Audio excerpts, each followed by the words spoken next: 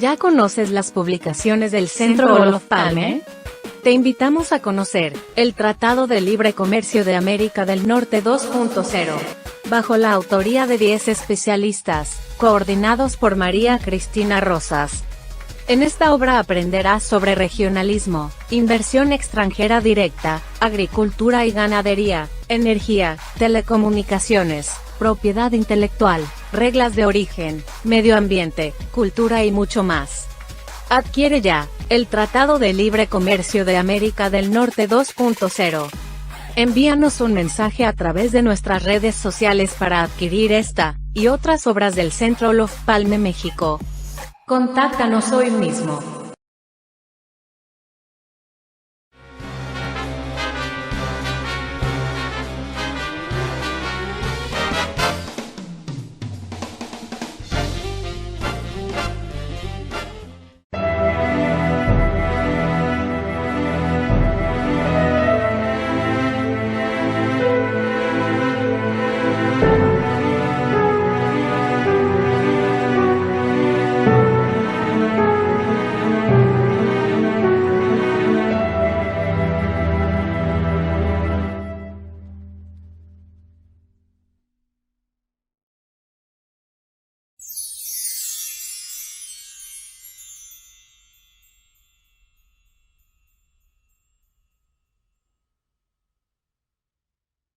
Muy buenas tardes, sean todos bienvenidos a una emisión más de esta serie de entrevistas que les trae el Centro Olof Palme México con especialistas en diversas materias. Esta tarde tenemos el gusto de contar con un experto en temas hídricos, seguridad hídrica, agua, y este es un tema toral que pues creo que debería ser más empoderado en la agenda nacional e internacional. Nuestro invitado es Jorge Alberto Arriaga Medina, a quien le agradecemos muy puntualmente su disposición para estar con nosotros y conversar sobre estos temas. Bienvenido, Jorge, un gusto tenerlo aquí. Al contrario, doctora, muchísimas gracias por la invitación, es un gusto. Gracias, Jorge, el gusto es nuestro. Quiero comentarle a nuestro auditorio que pueden formular preguntas, si así lo desean, para nuestro invitado. Y antes de comenzar con esta entrevista, me voy a permitir leer una breve semblanza curricular del maestro Arriaga. Él es maestro en tecnología ambiental con orientación en gestión de recursos hídricos por el Imperial College de Londres, licenciado en Relaciones Internacionales con mención honorífica y especialista en economía ambiental y ecológica, ambos títulos por la UNAM. Él es egresado del programa de liderazgos progresistas de la Friedrich Ebert Stiftung y de la Escuela de Transparencia auspiciada por Transparency International, capítulo Lituania. Ha participado en trabajos de consultoría para la Organización para la Cooperación y el Desarrollo Económicos, la Universidad de Oxford, la Comisión Nacional del Agua, el Instituto Mexicano de Tecnología del Agua, el Foro Consultivo Científico y Tecnológico, la Corporación Andina de Fomento, el Instituto de Ingeniería de la UNAM, entre otros organismos nacionales e internacionales. Él también fue coordinador del Observatorio Hídrico del Programa de Apoyo al Desarrollo Hidráulico de los estados de Puebla, Oaxaca y Tlaxcala, el PATPOT.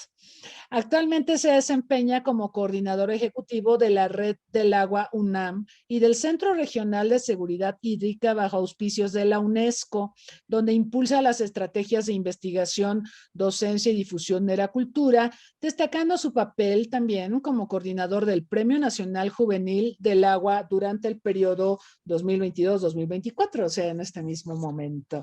Bueno, muy bien, Jorge, pues un gusto tenerlo para hablar de este tema del agua, que es un tema que a mí me parece, pues todavía no está tan visible en la agenda ambiental internacional. Creo que hay mucho énfasis en cambio climático, calentamiento global, pero se olvidan las otras aristas, se olvida lo de la pérdida de biodiversidad y, por supuesto, la problemática del agua. ¿Por qué? ¿Por qué recibe tan... Vamos a hablar del agua, no vamos a hablar de biodiversidad, que también es un tema muy poco visible, tristemente. Pero, ¿a qué atribuye usted que la problemática del agua a nivel global recibe tan poquita atención? Sí, doctora, bueno, antes de comenzar, quisiera agradecer nuevamente a usted por la invitación. Yo fui estudiante del Centro de Relaciones Internacionales, donde pues usted está ahí desde hace mucho tiempo y es un gusto ahora estar como colaboradores. Le agradezco muchísimo esta invitación. Bueno, ¿por qué no hemos sido tan populares como el cambio climático en cuestiones de agua? Creo que tiene que ver con la perspectiva que se ha manejado del agua desde hace mucho tiempo, ¿no? Durante mucho tiempo el agua fue vista como la provisión de un servicio, única y exclusivamente, ¿no? Relacionada con agua potable y saneamiento. Es decir, cómo entubamos el agua desde un río, desde un lago y la llevamos a las personas para que puedan gozar de este servicio en general público, ¿no? En muchas partes del mundo.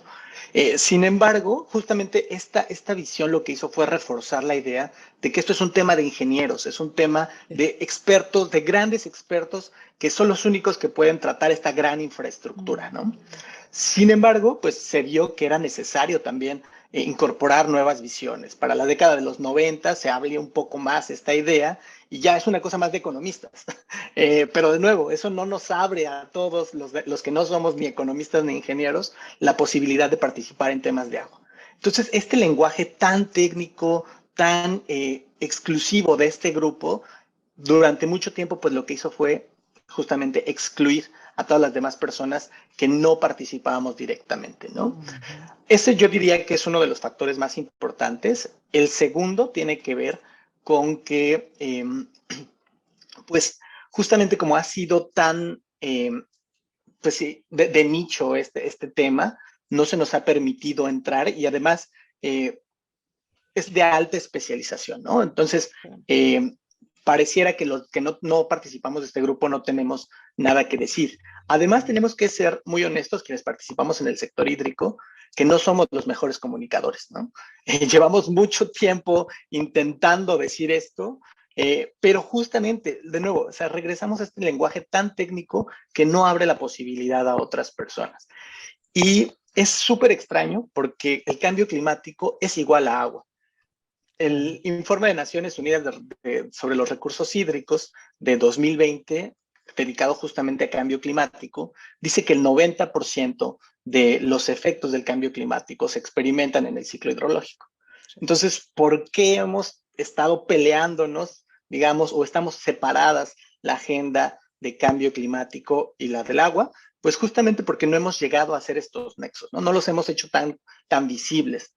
En este reporte me gusta mucho esa imagen porque lo que pone es en medio a la seguridad hídrica y como intersección y están las tres agendas más importantes de la agenda ambiental, ¿no? El objetivo de desarrollo sostenible, los objetivos de desarrollo sostenible, el marco de Sendai de gestión integral del riesgo y el Acuerdo de París de cambio climático, ¿no? El agua está justamente en el centro de estos tres elementos. Entonces, sin duda, cuando hablamos de cambio climático, tendríamos que hablar del agua. No lo hemos hecho hasta el momento, pero justamente ahora que está la COP27 en Egipto, un gran énfasis que se está poniendo es entre nexo agua y cambio climático.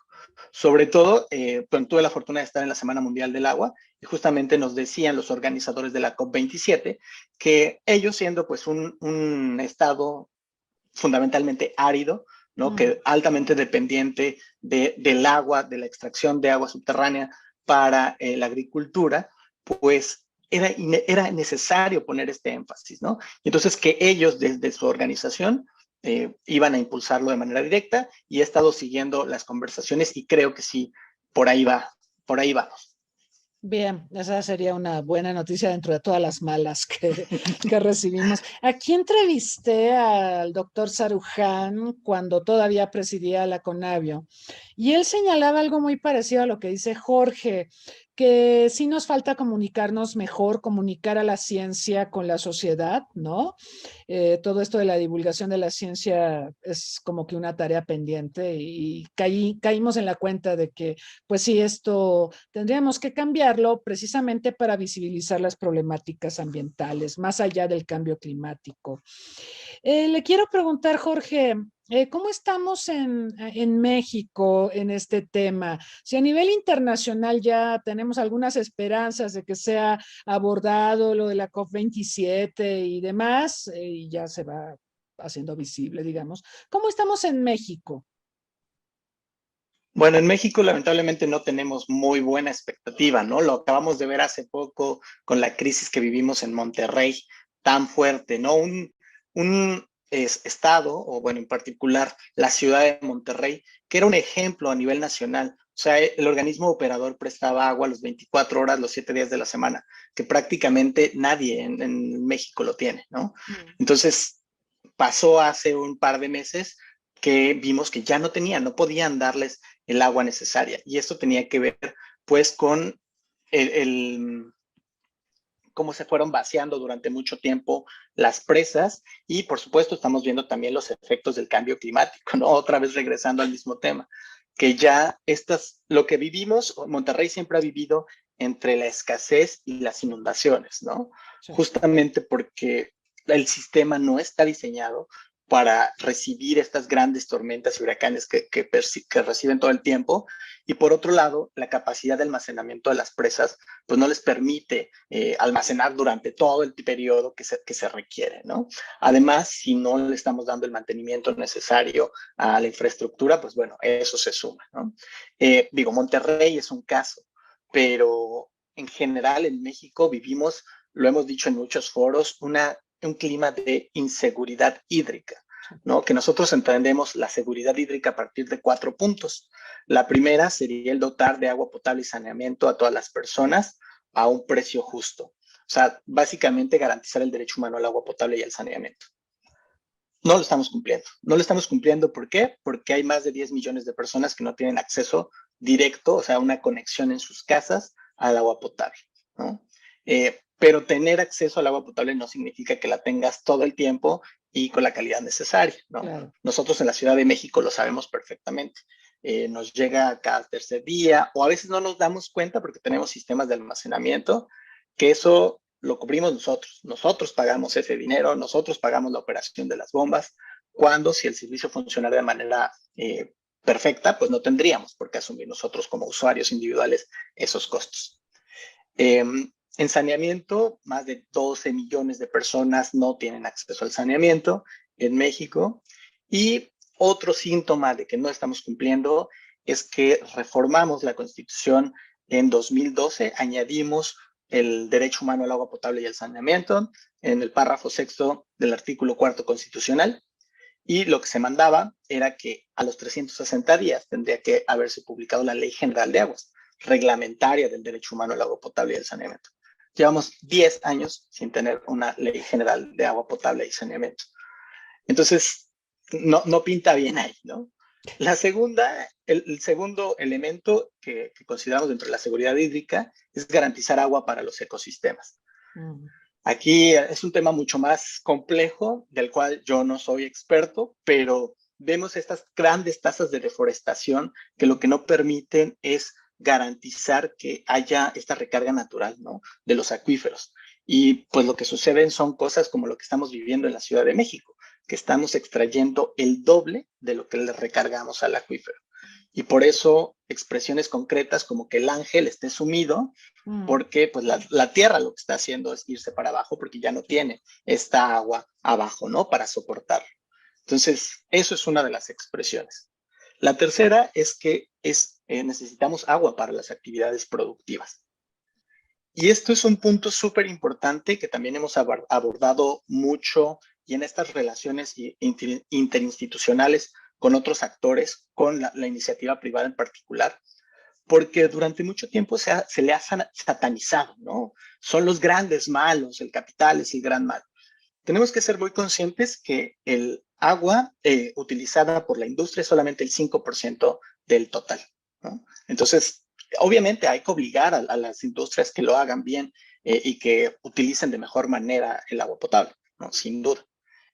Pero el problema pues no está ahí, ¿no? También hay que reconocer que ellos, las industrias, necesitan agua. De lo contrario, nosotros no tendríamos los bienes y servicios necesarios para poder desarrollarnos, ¿no? Entonces, también ahí necesitan certidumbre jurídica, ¿no? Para poder planear y saber, pues, si van a hacer sus inversiones o no en un país que tal vez mañana te puede quitar tu concesión de agua porque la administración no lo no te da esta certidumbre jurídica. Y el último paso de la seguridad hídrica o pilar de la seguridad hídrica es el salvaguardar estas tres anteriores ante los efectos de los fenómenos hidrometeorológicos extremos, ¿no? Sobre todo inundaciones y sequías. Y lo que decía, justo al mismo tiempo que estábamos teniendo sequías en el norte de México, en Guadalajara nos estábamos inundando. Y esto es algo que siempre lo vemos, ¿no? En la condición geográfica de México, pues estamos ubicados al mismo nivel que los grandes desiertos. Entonces, de la mitad para arriba, vemos que tenemos un clima completamente árido, ¿no? Con limitada acceso a agua potable y saneamiento. Sin embargo, a disponibilidad de agua. Pero lo que hemos hecho es que históricamente nos hemos concentrado en el norte de México y ahí se encuentran nuestras principales actividades productivas, ¿no? Esta gran agricultura de exportación pues, se encuentra donde el agua es muy poca. Entonces, es natural que tengamos siempre esta división entre inundarnos y tener la escasez, pero el punto es cómo lo manejamos, sobre todo considerando los efectos del cambio climático que pues, se van a exacerbar. Claro, muy interesante. Me quedé pensando ahorita que hablaba de las actividades productivas, cómo los modelos económicos que hemos aplicado, por ejemplo, el modelo agroexportador, nos está llevando a favorecer los monocultivos, ¿no? Por ejemplo, el aguacate, el limón, y claro que esto impide los ciclos de cultivo que terminan agotando a los suelos y que son una causa de deforestación. México además tiene tasas de deforestación altísimas y muy, muy preocupantes. Pero bueno, es que el propio modelo económico, por ejemplo, el Tratado de Libre Comercio en su momento, ahora el TEMEC, favorece a los monocultivos. Y bueno, ellos se llevan todo el agua y se llevan todos los nutrientes de los suelos, etcétera. Le quiero preguntar sobre un tema. El otro día tuve oportunidad de estar en un seminario sobre seguridad alimentaria y salió a relucir el tema de la huella hídrica. Por ejemplo, ¿cuántos litros de agua requerimos para producir un aguacate o para que la vaca pues se convierta en lechita y en carnita y todo esto? ¿Cómo está ese tema? ¿Cómo estamos en este tema de la huella hídrica? Se habla mucho de la huella ambiental, pero creo que el de la huella hídrica no se trata tanto y hay un costo altísimo en ello. Y también este concepto es importantísimo para entender la relación que tenemos como usuarios, ¿no? Porque muchas veces a nosotros como personas no sabes cómo reducir tu consumo y piensas que reducir tu consumo es este tradicional mensaje de los 90s de ciérrale la llave, báñate en 5 minutos, utiliza tu vasito para lavar los dientes. Está bien, perfecto, hay que seguirlo haciendo. Sin embargo, hay otros aspectos de nuestra vida donde podemos incidir y uno de esos es justamente en el consumo. Aparte, somos consumidores de gran cantidad de alimentos. Y es justamente lo que estamos viendo es como a nivel internacional nos estamos moviendo, sobre todo pues por el crecimiento económico de China, ¿no? Que están consumiendo mayor número de proteínas de lo que consumían hace 10 o 20 años. Entonces nos estamos moviendo hacia dietas más intensivas en el uso de agua para su producción. Justamente como usted decía, doctora, o sea, no es lo mismo consumir directamente una manzana que, bueno, se riega y está ahí, y ya no hay una transformación más allá, ¿no? Que agarrar la manzana y comértela, a esperar 3, 4 años a que la vaca crezca y tenga becerritos y se le den de tomar leche. O sea, esto implica pues una gran cantidad de que la vaca consuma una gran cantidad de agua directa y por el pasto y demás cosas, demás alimentos, ¿no? Entonces, la idea y por lo que se ha, pues, sí, se ha tendido en los últimos tiempos, es optar por dietas un poco menos cárnicas, ¿no? Porque son las más intensivas en el uso de agua. Y en cambio, movernos hacia dietas no de proteína animal, sino obtener proteína vegetal. Sin embargo, también ahí entramos en temas muy, muy controvertidos y creo que también tiene que ver con las cuestiones culturales y cuestiones adecuadas al lugar, ¿no? Hay lugares que están planeados para tener, pues, no sé, pienso en Argentina o en Uruguay, ¿no? Que no es lo mismo la huella hídrica de cuando vemos los 2100 litros que se necesitan para 1 kilo de carne. Yo me pregunto, ¿eso quién lo hizo y dónde? Sí, seguramente son 2.100 en un promedio, pero no es lo mismo que en Argentina que en México, ¿no? Claro. Argentina que tiene una gran disponibilidad, que tiene grandes terrenos, Sí. como no es el caso de México, donde la ganadería pues se encuentra sobre todo en el norte, ¿no? Con una disponibilidad más limitada. Entonces, sí creo que hay que movernos hacia esto y también hacer mucha conciencia del desperdicio de comida, ¿no? Porque se dice que más del 30% de los alimentos no llega al plato, ¿no? Se pierde durante toda la cadena de producción. Entonces, no solamente estamos perdiendo el alimento, estamos perdiendo agua y estamos perdiendo energía, que eso es algo súper importante. Nos estamos moviendo mucho, ya desde hace una década al menos, en analizar el nexo agua, energía y alimentos, ¿no? Porque al final del día siempre interactúan y lo que hace en uno tiene un impacto directo sobre el otro. Sí, sí. Interesante esto de la relación entre energía y agua. Me quedé pensando en las hidroeléctricas, por ejemplo, que en algún momento formaron parte de un proceso de electrificación a nivel nacional que fue muy vanguardista, pero pues ahora hay también problemas con esto, ¿no? Mm. Bien, le quiero preguntar sobre el andamiaje institucional. Hace un ratito, pues usted mencionaba que no tenemos la ley, a pesar de que pasaron 10 años desde que se dijo que habría una ley, una vez que ya estaba en la Constitución política de los Estados Unidos mexicanos. Pero aparte de que la ley no ha salido a la luz, ¿cómo andamos en el andamiaje institucional? Tenemos Semarnat, tenemos Conagua, tenemos varias instancias. ¿Cómo coadyuvan o no estas instancias? ¿O qué tan suficientes o insuficientes son para lidiar con la problemática hídrica del país? Creo que institucionalmente, o sea, en papel, tenemos Sí. uno de las marcos institucionales más amplios que puedan haber en América Latina, ¿no? Bueno, salvo que la Comisión Nacional del Agua, que depende de la Secretaría de Medio Ambiente y Recursos Naturales, este sector, bueno, esta institución es en muchas veces juez y parte, ¿no? No hay un organismo regulador que ellos deciden y castigan también, ¿no? O sea, otorgan y castigan al mismo tiempo, que eso está separado en muchos otros bueno, en muchos otros países, ¿no? Así es. El regulador es súper importante porque pues es quien detecta aquello que no está mal, que no está bien, perdón, y que busca caminos distintos, ¿no? Pero si es la misma autoridad quien te otorga el permiso y al final te lo puede quitar, pues está un poco extraño, ¿no? Lo que hemos visto es que en las últimas, bueno, hablamos que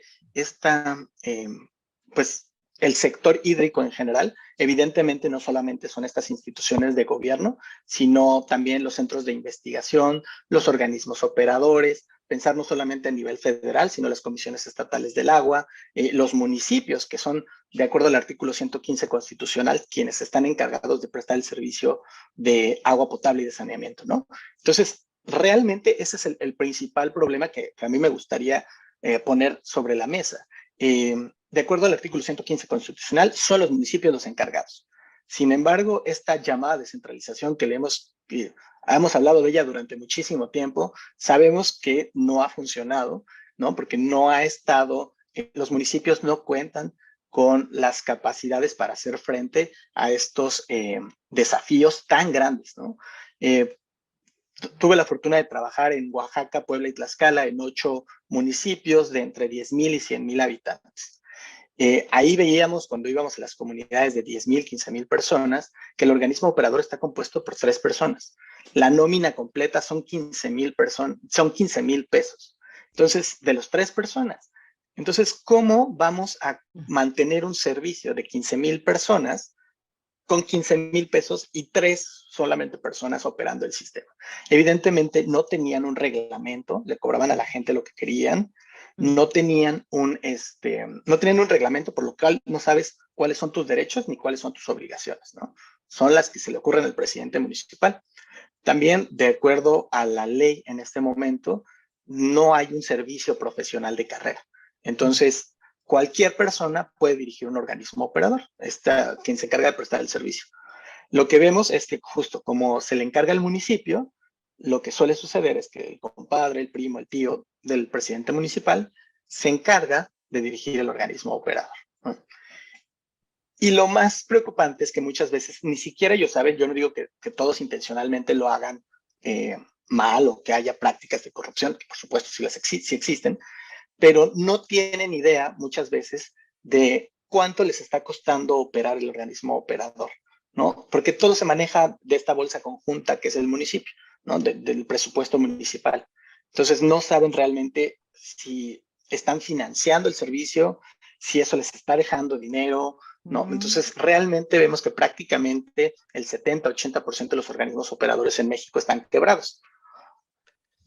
Porque pues nosotros no estamos muy dispuestos a pagar por el agua, ¿no? Eso es una de las cosas más importantes. Y la otra es que se han ido reduciendo de manera pues muy drástica el presupuesto federal, ¿no? Entonces solamente tenemos 2 vías para poder tener dinero, ¿no? En el sector agua, potable y saneamiento. Las tarifas que se les cobran directamente a nosotros, a los usuarios, y los subsidios. Entonces vemos que los dos han bajado de manera muy drástica y sobre todo después de la pandemia por COVID-19, ¿no? Que realmente afectó de manera muy importante al sector hídrico y del cual creo que no nos hemos podido todavía recuperar.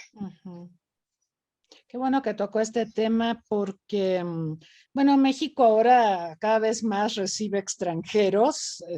Antes éramos país de paso, pero recuerdo mucho a un estudiante del doctorado colombiano que me decía que estaba maravillado con México, porque en Colombia el costo del agua es estratosférico y que en México pues cuesta poco y la gente todavía se da el lujo de no pagar. Me gustaría conocer su razonamiento respecto a esto del derecho al agua, porque mucha gente parte del supuesto de que el derecho al agua también te da derecho a tener agua ilimitada y no pagar por ella. Entonces, creo que es una visión muy torcida del derecho al agua, pero me gustaría escuchar su expertise en la materia, por favor. Sí, claro, doctora. Yo creo que aquí tocó un punto súper importante porque hay que diferenciar claramente sobre el agua, el recurso y la prestación del servicio, ¿no? Y eso es lo que creo que no nos queda claro a muchas personas. El agua, de acuerdo al artículo 27 constitucional, es de la nación, ¿no? Entonces, no se puede vender, no se puede intercambiar, ¿no? O sea, ahí está, es de la nación, es de todos los mexicanos.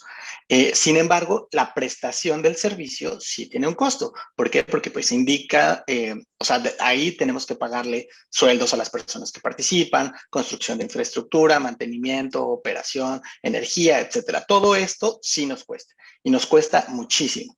De hecho, bueno, quienes estamos en la Ciudad de México recibimos nuestra boletita bimestral y viene cuál es nuestra tarifa, ¿no? Así es. Y cuál es la tarifa que nosotros pagamos y cuál es la tarifa real que pagaríamos si no existiera el subsidio, ¿no? Y en muchos casos vemos que o sea, que no tiene sentido. Estamos pagando un 10% de lo que deberíamos de pagar. Y sobre todo porque la forma de establecer las tarifas, si bien es escalonada y lo que busca es ser pues progresiva, ¿no? Que se le cobre más a quien más consume y se le cobre más a quien más dinero tiene. La verdad es que sí en el papel funciona, pero ya cuando nos vamos al terreno vemos que no es así, ¿no? O sea, hay estas pequeñas islas en colonias que son pues de alto poder adquisitivo y que ellos están sujetos a pagar la misma cantidad, perdón, la misma tarifa que el resto que sí tiene la posibilidad de pagarlo, ¿no? Y lo mismo, ¿no? O sea, vemos cómo esta revolución del crecimiento urbano, ya hay cuantas colonias que antes eran colonias populares, ahora ya no lo son, ¿no? Ya vemos estos grandes edificios de departamentos impagables que ellos pues, evidentemente tienen la posibilidad de pagar por el agua, ¿no? Claro. Entonces, creo que esto deberíamos de resignificarlo y reevaluar si deberíamos de continuar con estas prácticas. Toca un tema toral que, bueno, es tremendamente importante porque el mundo en general, México en lo particular, tiende a la urbanización. Y con la urbanización, pues vienen todas estas edificaciones. En el caso mexicano yo veo muy poca planeación urbanística. Entonces se construyen edificios en zonas donde hay escasez de agua y luego pues hay montones de problemas, ¿no? ¿Qué tanto se ve en México la relación entre urbanización y servicios? Hay muchos servicios que hay que atender cuando hacemos un edificio de departamentos o de oficinas. Digo, el agua es uno de ellos, pero ¿cómo estamos en ese tema? Yo pienso que muy mal, pero a ver, usted que es el experto. Sí, durante mucho tiempo, antes de hablar del paradigma, digamos, de la seguridad hídrica, se hablaba de la gestión integral de los recursos hídricos, ¿no? Que básicamente lo que nos decía era, no consideres solamente al agua, sino a los recursos asociados, como el suelo en particular, ¿no? Creo que al hacer estas grandes transiciones de paradigmas, de repente se nos olvidan los otros, ¿no? Podríamos creer que está relacionado con darle agua para los ecosistemas, y sí, o sea, yo creo que la parte de ordenamiento territorial es algo básico que lamentablemente, como bien lo menciona doctora, yo creo que se ha perdido, ¿no? Y se ha perdido también porque se ha perdido el proceso de planificación en general, ¿no? La planificación tanto del territorio como planificación hídrica, como planificación de infraestructura.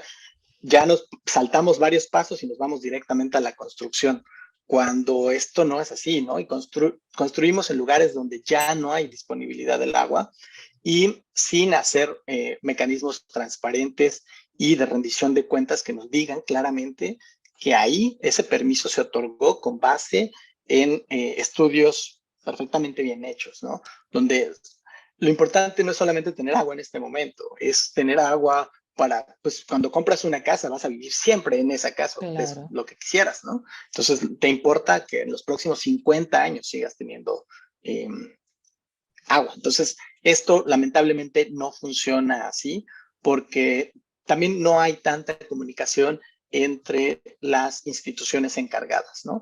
Se están haciendo, creo, y en la Ciudad de México creo que es un ejemplo muy bueno de esto. Estamos haciendo ahorita el plan para 2040 de la Ciudad de México, o sea, se está pensando en el plan de Ciudad de México, y una de las cosas más importantes en las que se está trabajando es en superponer el desarrollo territorial con la disponibilidad hídrica, ¿no? Sobre todo para no afectar las zonas de infiltración del acuífero, que si no infiltramos el acuífero no vamos a tener agua para los próximos 40 años.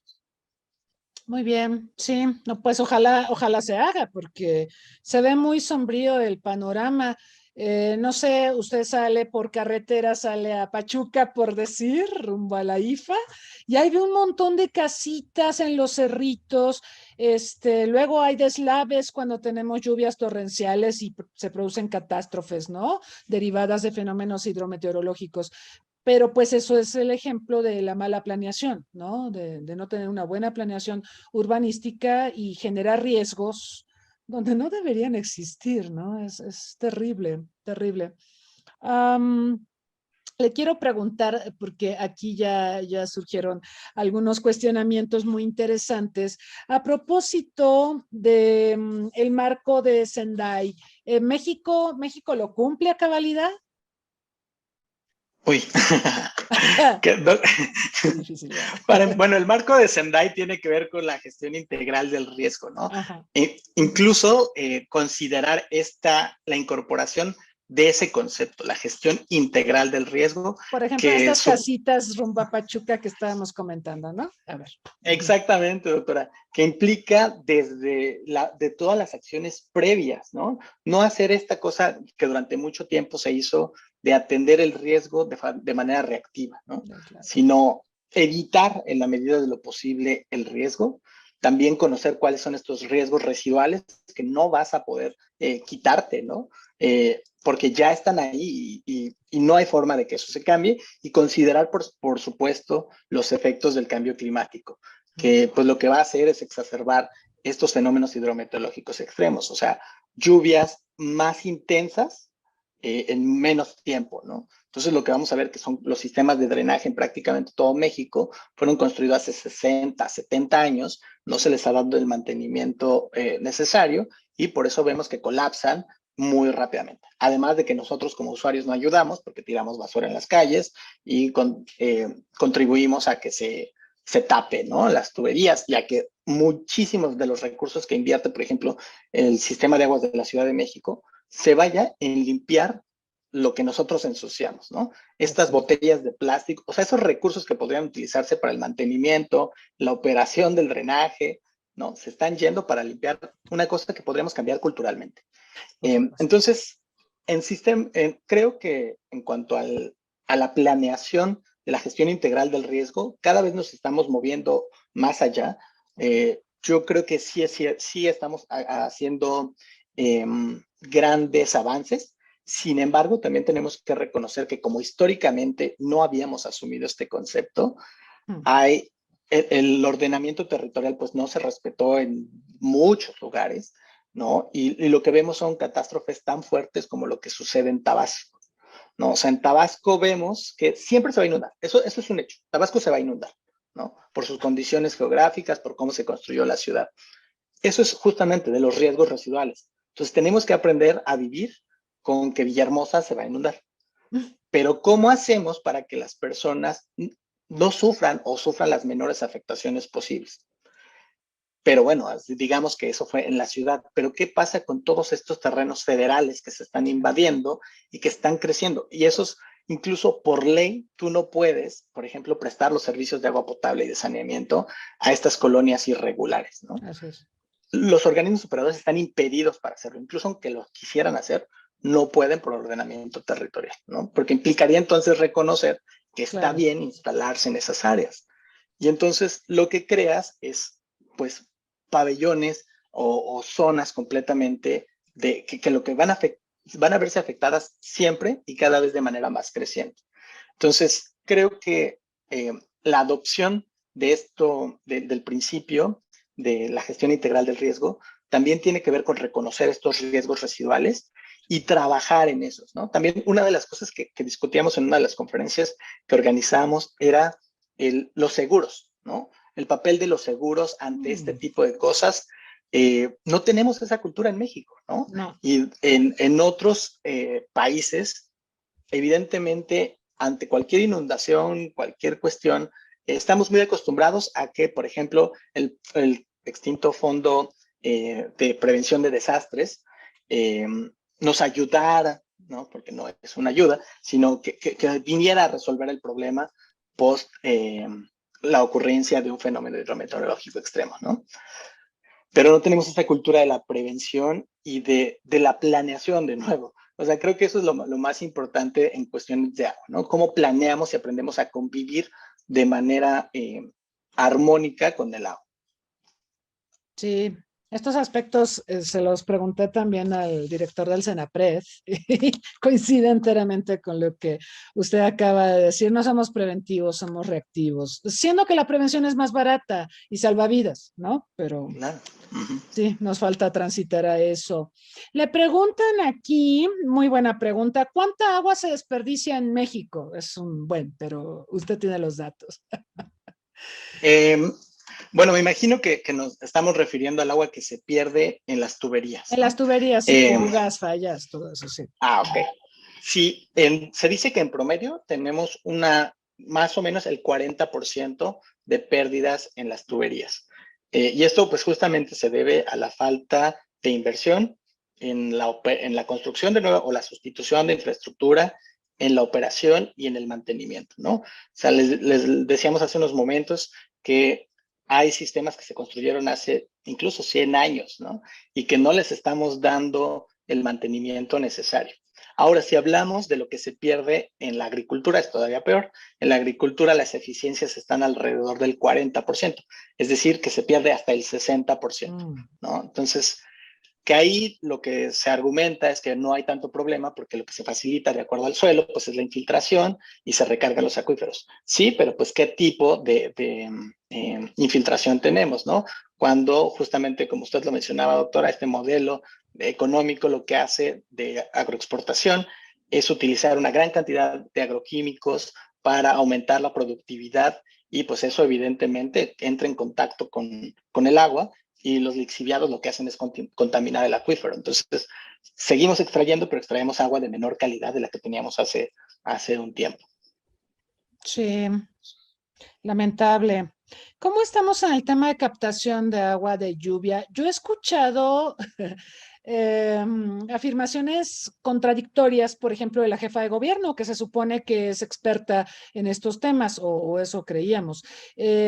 Por momentos decía que sí, que la Ciudad de México es idónea para la captación de agua, luego que no, que esto no era posible por las propias características de la ciudad. ¿Qué pasa con la Ciudad de México y el tema de la captación de agua, Jorge? Em, Pues digamos que el actual gobierno de la Ciudad de México, dentro de la Secretaría de Medio Ambiente, tiene un programa muy importante que se llama captación de agua de lluvia. Sí, no recuerdo exactamente, pero es para captación de agua de lluvia. Y lo que se propone es cada año construir 10,000 sistemas de captación de agua de lluvia, ¿no? Entonces, va muy ambicioso, es de los más ambiciosos a nivel internacional. Y esto, la verdad es que, pues yo que he tenido la oportunidad de revisar los documentos, veo que es algo bastante bien planeado, ¿no? Okay. Estos sistemas de captación de agua de lluvia se están poniendo en zonas que cumplan dos características: alta marginación económica y alta vulnerabilidad hídrica, ¿no? Entonces, un sistema de captación de agua de lluvia, de acuerdo a los indicadores que demuestra la Secretaría de Medio Ambiente, les da más o menos en promedio 10,000 litros al año, ¿no? Entonces, 10,000 litros al año, pero es importante mencionar que esta no es agua para consumo humano, es agua sobre todo para lavado de ropa, excusados, etcétera, ¿no? No usos directos. Entonces, creo que es un programa que sí está dando resultados y, sin embargo, y esto es una opinión personal, los sistemas de captación de agua de lluvia deben de manejarse con mucho cuidado porque esto no nos debería de desviar la atención de la inversión pública en las redes, ¿no? Que es mucho más barato dotar de agua potable y saneamiento por la red de distribución que construir un sistema de captación de agua de lluvia. Además, aquí ya entramos incluso a cuestiones de política pública y cosas un poco más filosóficas. ¿Quién debería de prestar el servicio de agua potable y saneamiento? Yo creo que el Estado, ¿no? En México se dice que es el Estado. Un sistema de captación de agua de lluvia lo que hace es darte la responsabilidad a ti como usuario de que te hagas cargo de ese sistema de captación de agua de lluvia. Entonces, si no llueve y no tienes cómo abastecerte, es tu problema, ¿no? Porque ya es tu sistema. Si no le das un buen mantenimiento, pues también es tu responsabilidad, ¿no? Entonces, no podríamos irnos hacia este lado, ¿no? Sino a reforzar esta idea de la corresponsabilidad, ¿no? De gobierno y usuarios. Por eso creo que la vía más importante es seguir invirtiendo en la operación, mantenimiento, rehabilitación de las redes de agua potable y saneamiento. Claro, porque de otra manera no se logra fomentar la equidad, ¿no? Que tendría que ser un aspecto fundamental cuando usted habló de seguridad hídrica, ¿no? La equidad, el acceso equitativo. Le quiero preguntar, bueno, a propósito de esta problemática, sobre si tiene el dato de cuánta gente paga por el agua en México. Porque yo siento que yo veo los recibos, por ejemplo, que yo vivo en una zona cercana al centro de la Ciudad de México y lo que cobran es risible, ¿no? Y yo he visto a gente, vecinos, que rompen el recibo, no la pagan. Pero, o sea, ¿qué porcentaje de pago hay por parte de los usuarios por el servicio de agua? De acuerdo a la Asociación Nacional de Empresas de Agua Potable y Saneamiento, la ANEAS, que es como la que reúne al mayor número de organismos operadores, o sea, los encargados de prestarnos el servicio en México, y que cubre más o menos el 86% de la población en México. Antes de la pandemia, solo el 50% de las personas estaban pagando por el agua, antes de la pandemia. Pero se dice que después de la pandemia hubo, y aquí ya no son tan específicos si es a nivel nacional o no, pero que hay lugares donde se redujo del 50 al 50%. O sea, solo el 25% estamos pagando nuestro servicio de agua potable y de saneamiento. Lo de la pandemia, ¿por qué? Pues evidentemente sabemos que fue una crisis no solamente sanitaria, fue una crisis multidimensional y una de esas dimensiones es la económica. Entonces las personas, pues lo que tuvieron que hacer era priorizar. Sí. Y muchas veces, pues era preferible pagar los servicios hospitalarios o la comida, cualquier otra cosa, Claro, y no pagar el agua. Porque claro. también no hay mecanismos que nos digan que tenemos que pagar el agua, ¿no? O sea, Mm, están prohibidos los cortes de agua, ¿no? Y sobre todo a partir de la pandemia se hizo un exhorto a toda la comunidad internacional desde Naciones Unidas de que no se debería de cortar el agua a ninguna persona. ¿Por qué? Pues porque era uno de los principales mecanismos para limitar la, la propagación del virus, ¿no? Lavarnos las manos todo el tiempo y mantener una buena higiene. Entonces, no hay incentivos para que yo pague, ¿no? Aparte, otra de las cosas bueno, eso me toca a mí en particular estudiar, es, estamos metidos como en temas de integridad que tienen que ver con la transparencia, rendición de cuentas, sí. participación ciudadana y mecanismos anticorrupción, ¿no? O sea, la verdad es que la pandemia cambió muchas realidades. Y la realidad es que hay menos subsidios y hay menos ingresos por tarifas. Entonces, Eso. ¿nos continuamos quejando sobre eso o hacemos algo al respecto? ¿Qué tenemos que hacer? Movernos hacia un sistema de integridad. O sea, yo no le puedo exigir a las personas que me paguen el servicio de agua potable y de saneamiento si antes no le digo en qué me lo estoy gastando, si no lo invito a participar en acciones concretas donde puedan ver cómo funciona un sistema, lo complejo que es llevar agua hasta nuestros hogares, porque nos parece que es muy sencillo, ¿no? Parece que es muy sencillo llevar el agua. No, hay kilómetros de tuberías, cientos de personas, condiciones climáticas adversas. Entonces, todo eso, muchas veces, por eso digo que iniciaba diciendo que somos muy malos en comunicar el asunto, Mm, es que no, la gente no ve por qué está pagando, ¿no? De hecho, cuando hicimos una encuesta con INEGI respecto al agua, preguntábamos la disponibilidad a pagar por otros bienes o servicios, ¿no? Por otros servicios en particular. Y las personas están muy dispuestas a pagar por su celular, ¿no? Porque tú sabes perfectamente cuánto recibes. O sea, tus 100 pesos son 50 gigas o lo que sea, ¿no? Y sabes que si se te acaba eso, pues ya, o sea, porque es a lo que tú tienes acceso.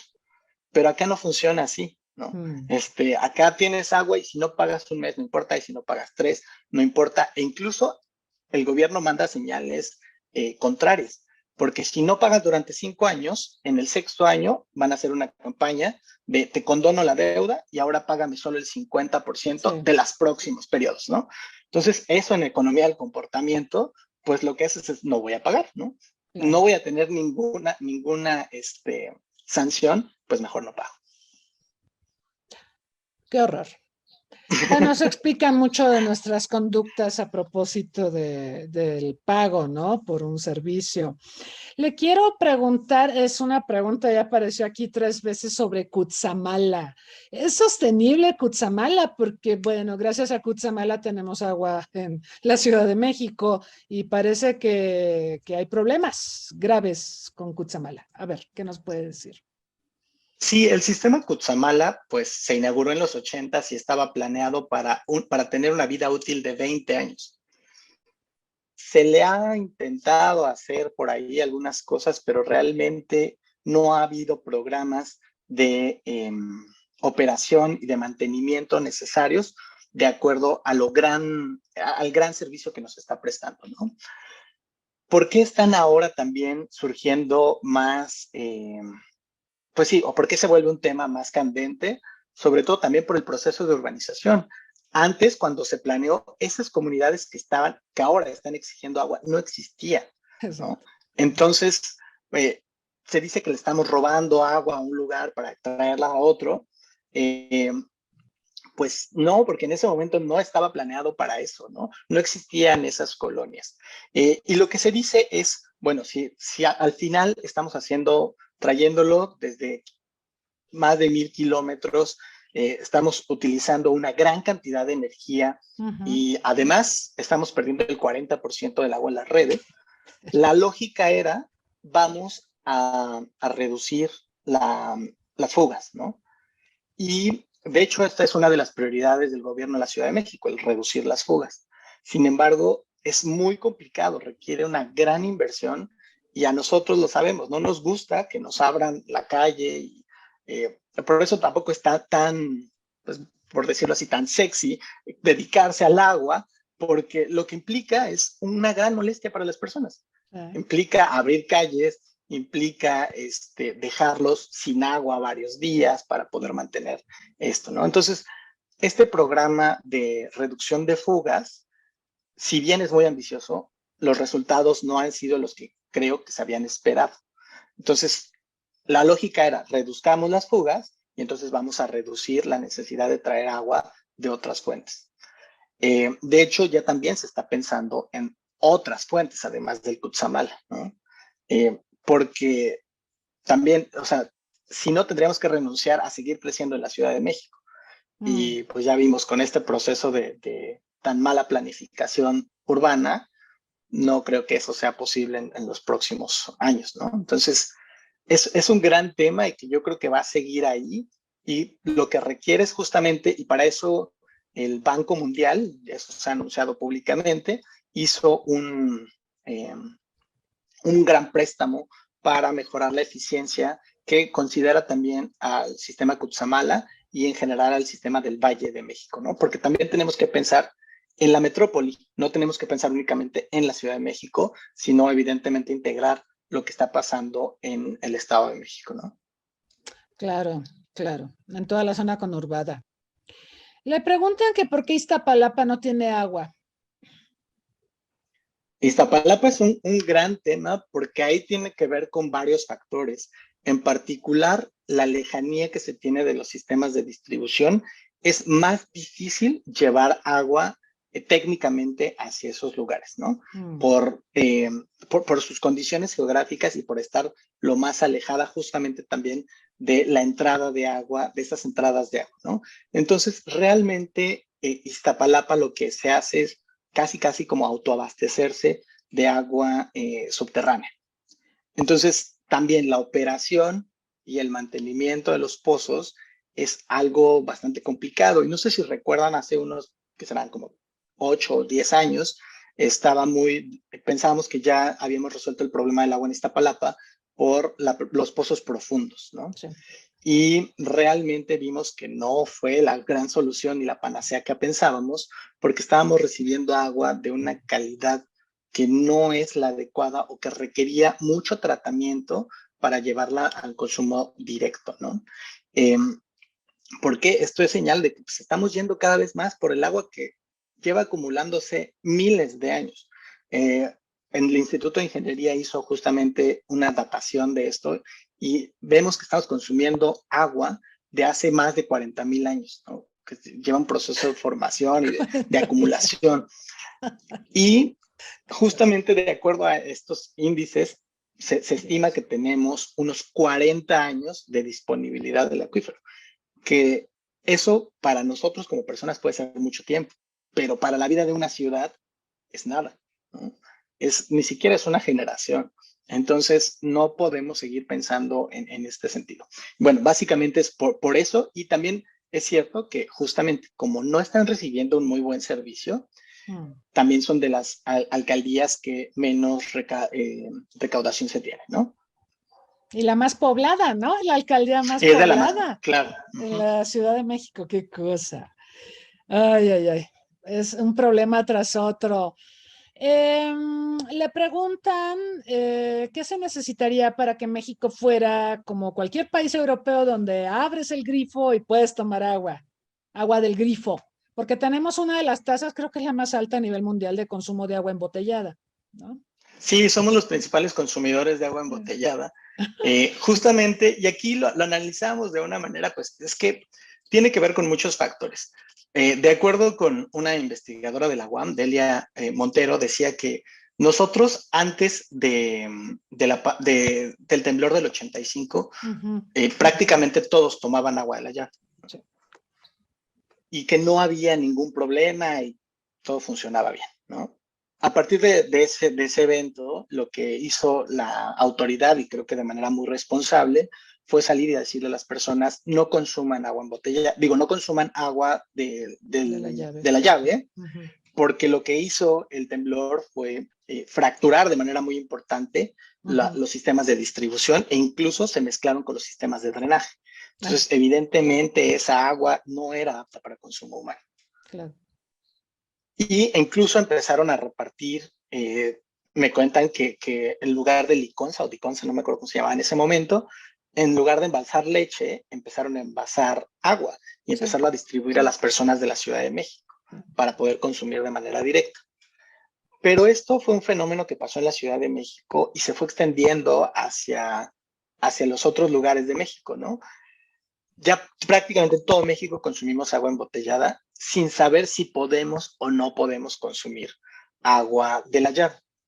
Y digo que no sabemos porque, por ejemplo, si nosotros entramos ahorita a checar la calidad del agua de nuestra alcaldía en la Ciudad de México, nos vamos a encontrar datos de hace 6 meses, de hace un año, ¿no? O registros no existentes. Entonces, eso me comunica que no, o sea, yo no me voy a atrever a tomar agua que no conozco cuál es la calidad, ¿no? También otra de las cosas que se ha dicho mucho es que es un problema del usuario, porque como tenemos sistemas de cisternas o de hay estos tambos grandes, que no los lavamos con la frecuencia suficiente, ¿no? Es cierto. Y eso es cierto que la calidad de ahí también depende de nosotros, pero de nuevo, es un principio de corresponsabilidad. O sea, y si yo sí tengo un sistema perfecto y lo limpio cada mes o cada 6 meses, como se recomienda, ¿puedo consumirla? No, porque no la conozco, no conozco la calidad del agua. Entonces, a lo que nos tenemos que mover son a sistemas más transparentes donde yo cuente con la información necesaria para tomar una decisión, que hoy no lo tenemos, ¿no? No tenemos esa información. Y aquí, pues solamente quisiera hacer un pequeño comercial porque estamos en la UNAM, que en Ciudad Universitaria es el único lugar que yo conozca en prácticamente México, o al menos en la Ciudad de México, que sí podemos consumir agua potable directamente de la llave, ¿no? Y de los bebederos que bebederos instalados. Okay. Ajá, exacto. Tenemos más de 200 bebederos instalados en Ciudad Universitaria. Y aquí no es que confíen en mí, ni que confíen en el director de Pumagua, ni siquiera en el director de la facultad. O sea, es que hay un sistema que lo que hace es medir en tiempo real y que yo puedo checar desde mi celular cuál es la calidad de este bebedero en particular, ¿no? Que eso, ajá, y eso es justamente cómo incorporamos también la tecnología dentro de estos procesos, ¿no? Entonces ahí, como yo cuento con la información, yo decido si tomo agua o no. Porque es súper interesante que en Ciudad Universitaria, en 2016, gastábamos 1 millón de pesos diarios en la compra de agua embotellada. En 2020 ya gastábamos 3 millones de pesos como comunidad universitaria en la compra de agua embotellada. Entonces, realmente también se trata de un cambio de hábitos en este caso, ¿no? Claro. Porque sabes perfectamente que es potable, que te la puedes tomar. Entonces, ahí ya toca más bien el trabajo con el usuario, que es lo que estamos intentando hacer, de cambiar esta idea de, claro, no es fácil, si nunca lo has hecho y ahora te dicen que lo hagas, pues no es fácil, ¿no? Pero en Ciudad Universitaria se puede hacer. Fascinante, porque le quiero preguntar justamente de Pumagua y de la red de Agua UNAM, porque pues sí, parece que es una buena idea, que funciona. Yo no sabía esto de la aplicación para el celular, me parece formidable porque pues así podemos vencer ciertas resistencias o temores, ¿no? Del consumidor de, ay, no vaya siendo que son aguas negras o qué sé yo. Pero bueno, cuéntenos un poco del trabajo de la red de agua de la UNAM, por favor. Claro que sí, doctora. Bueno, la red del agua de la UNAM surge en 2010, después de que en 2008 se llevó a cabo en México el Foro Mundial del Agua. Entonces, el gobierno de México le dice a la universidad, bueno, tienes un stand en el foro, que es lo más importante para temas de agua a nivel global. Y la UNAM se queda como, bueno, entonces, ¿quién va? ¿Va la Facultad de Ciencias Sociales? ¿Va la Facultad de Derecho? ¿Quién Ingeniería? ¿Quién debería de representarlo, no? Entonces fue, no podemos ir todas las facultades, todo el mundo se peleaba por decir, pues yo quiero estar en el stand. Y lo que dijimos es, pues todos realmente estamos contribuyendo en el tema del agua, en cada quien desde su área de conocimiento, ¿Por qué no? Pero el problema es que justamente eso fue una demostración de que no nos comunicábamos como, sí, desde la academia para ponernos de acuerdo de quién tenía que ir. Entonces, se crea esta red del agua de la UNAM, que lo que busca es estas 27 dependencias que alzaron la mano para estar en el Foro Mundial. Buscamos generar estas, pues sí, este lenguaje común entre las diferentes ciencias y disciplinas para llevar una voz única, ¿no? Que presentara justamente las 4 áreas en las que está dividido el conocimiento de acuerdo con la Universidad Nacional Autónoma de México, ¿no? Entonces, lo que hacemos es trabajar pues los mismos principios que trabaja, los mismos objetivos que trabaja la universidad. Investigación, docencia, difusión de la cultura y la contribución a los proyectos nacionales. Claro. En esas áreas, por ejemplo, en investigación, bueno, en nuestro proyecto estrella es Pumagua, que justamente lo que busca es, una vez de nuevo en el foro, pues no podríamos ir diciéndole al mundo qué hacer si nosotros no empezamos por nuestra propia casa, ¿no? Entonces fue, ¿qué hacemos? ¿Cómo manejamos el agua en Ciudad Universitaria para convertirnos en un referente no solamente nacional, sino internacional? Y esto dio origen a Pumagua, que lo que hace es justamente pues dotar de agua potable y saneamiento a toda Ciudad Universitaria y algunos otros campi de la UNAM, fomentar la participación de toda la comunidad universitaria y garantizar la calidad del agua, ¿no? Esos son básicamente sus 4 objetivos. Bueno, y todo esto ponerlo en una plataforma que favorezca la transparencia y la rendición de cuentas. De hecho, fue muy interesante, hace poco tuve la fortuna de ir a la Facultad de Ciencias Políticas y platicamos de lo difícil que fue poner los bebederos y de tener estos sistemas de transparencia, porque evidentemente, pues, ¿quién sería el responsable cuando no funciona, ¿no? Directamente, pues, se le mandaría un oficio al director de, oye, por favor, ve y visita y haz que esto funcione. Entonces, hay varias autoridades que, bueno, cualquier autoridad no le gusta mucho que le digan qué hacer, ¿no? Y que lo estén supervisando. Entonces, esto pues fue un problema bastante grande, pero al final todos entendimos que nos favorecemos de una cultura de gobierno abierto y de transparencia y de rendición de cuentas, ¿no? Entonces, por eso esos cuatro pilares tenemos. También tenemos una orientación interdisciplinaria de posgrado, que es un símil entre una maestría y es una maestría, pero con una orientación, ¿no?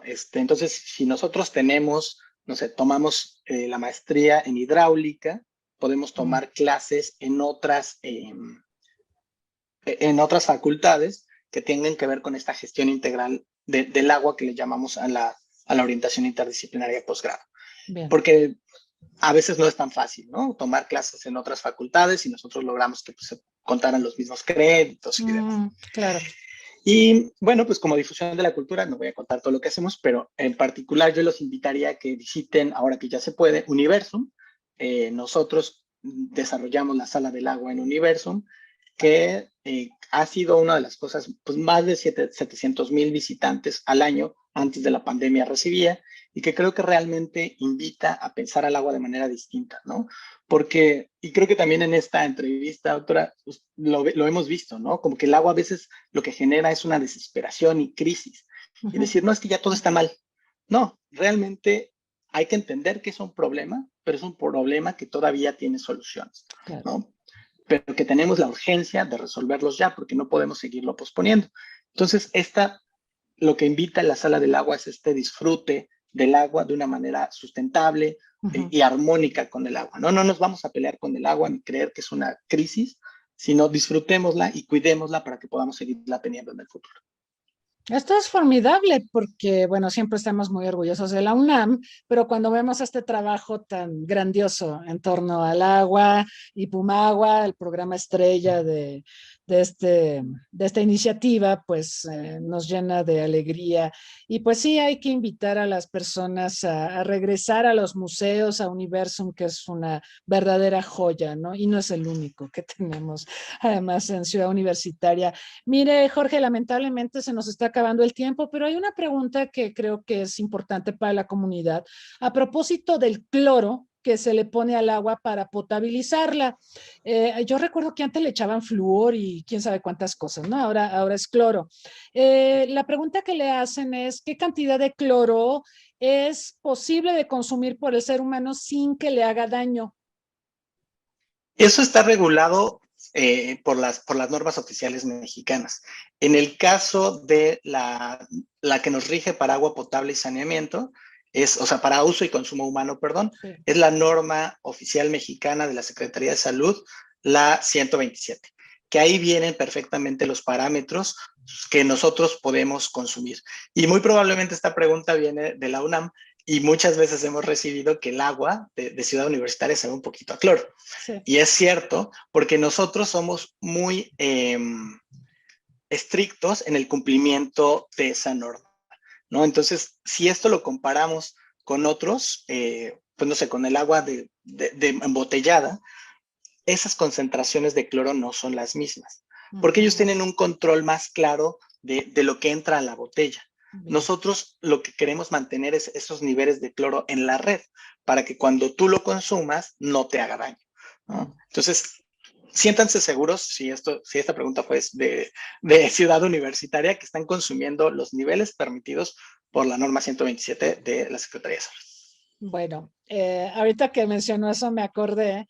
Bueno, mi mamá vive en Tlatelolco y cambiaron el sistema de bombeo del agua potable justamente por esto del desperdicio y de que la red de agua de Tlatelolco es vieja, porque la unidad se fundó en los años 60. Y ahora hay un olorcito muy fuerte a cloro. Sí, yo no sé si está pegada a la norma de la Secretaría de Salud, pero sí huele a cloro y sabe a cloro. Digo, no estoy invitando a la gente a que abra agua del grifo y se la tome, está en Tlatelolco, pero llama mucho la atención. En el caso de CU o de estos bebederos, no es tan perceptible, a eso me refiero. Acá es muy perceptible, entonces es preocupante. Es que sí, es interesante, doctora, porque justamente cuando nosotros aplicábamos esta última encuesta de prácticas de consumo de agua embotellada y agua en Ciudad Universitaria, una de las principales razones por las cuales la comunidad universitaria no consume agua embotellada es por este pequeño sabor a cloro, ¿no? Aunque esa no es la primera razón. La primera razón es una cosa que podemos cambiar mañana, porque nos da flojera como universitarios cargar un cilindro para rellenar. Entonces, ahí está ese es el principal y aceptado por la comunidad universitaria, ¿no? Entonces, lo que hacemos, son prácticas mixtas. A veces compramos un agua embotellada ahí dentro de Ciudad Universitaria y ese mismo lo rellenamos, lo utilizamos. Sí confiamos en que la calidad es buena, pero como me da flojera traer un cilindro desde mi casa, pues compro una botellita y esa la voy rellenando. Entonces, es bien interesante como eso sí, eso se puede cambiar mañana, ¿no? Si todos trajéramos desde nuestra casa un pequeño cilindro, porque sí confiamos en la autoridad, sí confiamos que el agua es de calidad, pero me da flojera traer un cilindro. Qué chistoso. Alguien me había dicho que los plásticos del agua embotellada pues no son los mejores porque pues traen químicos y todo esto y recomendaban lo del cilindro. Sí recomendaban mucho el cilindro, ¿no? Porque ese se puede lavar, lo podemos limpiar, hervir, lo que sea y ya está higienizado. Pero no es lo mismo con estas botellas, no sé, de Ciel o de Santa María. Que además no sabes cuánto tiempo lleva almacenadas, en qué condiciones, si estuvo durante mucho tiempo bajo el sol y que lo que hace es desprender estos microplásticos. Entonces, sí, es un problema el agua embotellada. Sí, ay, ese tema de los microplásticos, qué horrible. Sí. Todo lo que comemos, ¿verdad? Que trae microplásticos, terrible. Muy bien, Jorge. Oiga, pues yo lo quiero felicitar. Es usted muy joven, muy talentoso y tiene un conocimiento profundo sobre esta problemática. Espero que esta entrevista inspire a nuestras nuevas generaciones a especializarse en estos temas que son tan apremiantes para el bienestar social, para el progreso de nuestro país y del mundo. Le agradezco mucho su tiempo. su disposición, la manera tan franca en que respondió las preguntas, la claridad también en sus exposiciones.